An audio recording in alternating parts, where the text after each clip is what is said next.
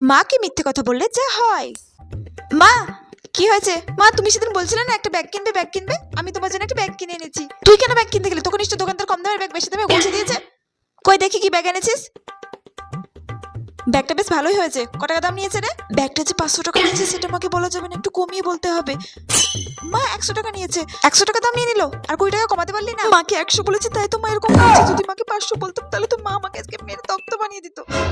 আচ্ছা এনেছিস যখন আর কি করা যাবে, যা হাত মুখ ধুয়ে খেয়ে নে। আচ্ছা ঠিক আছে। বাবা দুপুরে খাওয়াটা বেশ ভালোই হলো, এবার একটু ভাত ঘুম দিতে হবে। এই মনা শোন না, তুই যে ব্যাগটা এনেছিলি না ওই ব্যাগটা তোর মাসিকে ভিডিও কল করে দেখিয়েছিলাম, তোর মাসি খুব পছন্দ হয়েছে। তোর মাসি তো বলছিল ব্যাগগুলো নাকি বাইরে 500 টাকা করে নেয়, তুই ভালোই কমে পেয়েছিস।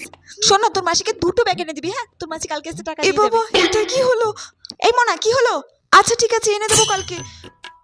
খুব কম দামে পেয়ে গেছিস ব্যাগটা। এ বাবা মাকে মিথ্যে কথা বলতে গিয়ে আমি তো নিজেই ফেসে গেলাম। এবার আমার পকেট থেকে 1000 টাকা দিতে হবে। তোর ভালো লাগে না।